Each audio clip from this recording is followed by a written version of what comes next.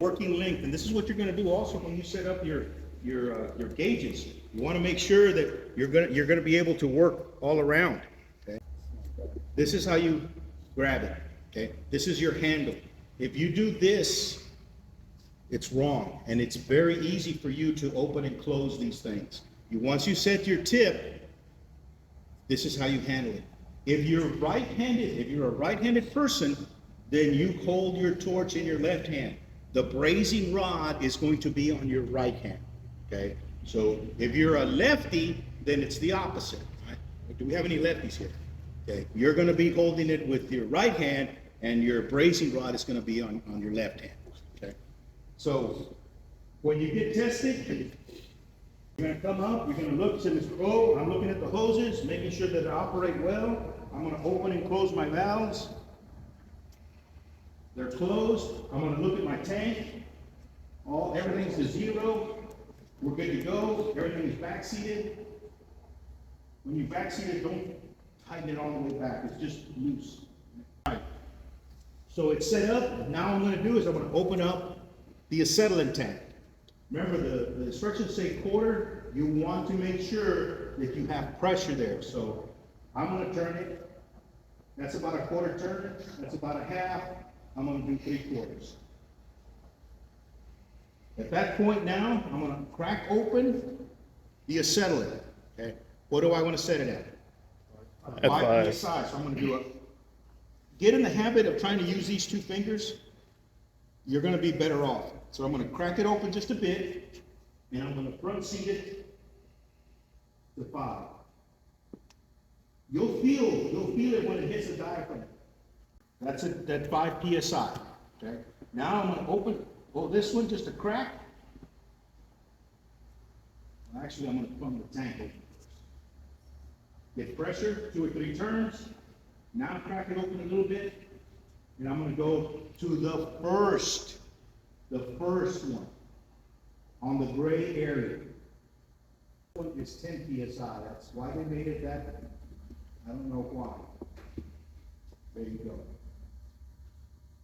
Check a look at it, make sure that you know exactly where that 10 psi is. It's in the gray area, and it's that first black mark, that hash mark. Oh, okay. Okay, it's that first one. I mean, it's almost like you just do a little bit and that's it. I don't like that one, but that's the way they made it. So that's 10 psi.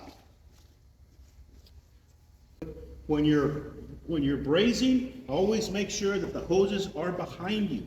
Okay, always behind you.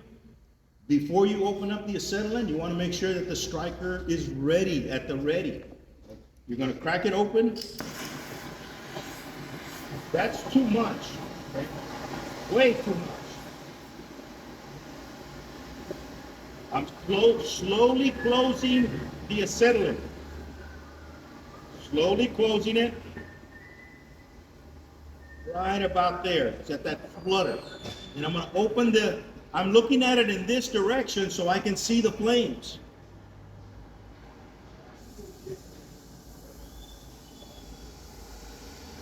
I'm going to close acetylene.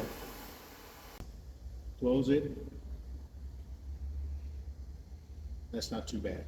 If I had thicker copper, if I was working like 3/4, 7/8, I might add a little bit more acetylene and oxygen. A little bit stronger. Okay. Nothing wrong with that one either right there. That's more or less what you want. Okay. About a 1/4 inch, a little bit more than a 1/4 inch. If you had,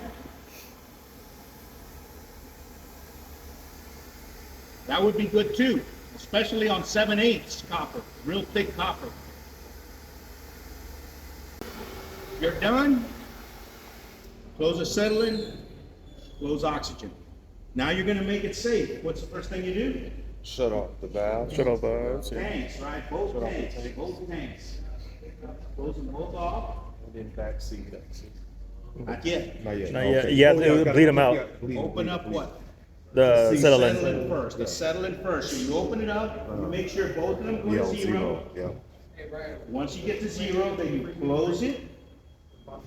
And now what? Pressure. And then backseat. And then backseat it. You just do a little bit. It doesn't have to go all the way back. You don't have to crank it down. Just a little bit. Now you do the oxygen Oxygen as well. Bleed it. Go to zero. Oxygen sometimes takes a little bit longer. You just let it bleed out, and then you close it. And now what? Back seat. Back seat. That's it.